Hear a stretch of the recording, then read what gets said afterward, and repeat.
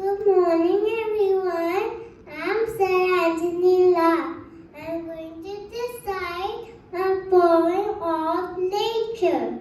The sky is painted blue, and the earth is painted green. With immense fresh air, our planet needs a touch and care. The sight of the hill is a beauty. The bright moon is a sign of purity. The raining clouds are so refreshing. The blowing winds are so soothing.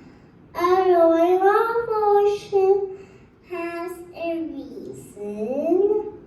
How charming has the change of season. Nature is so beautiful, yet the harvest is plentiful.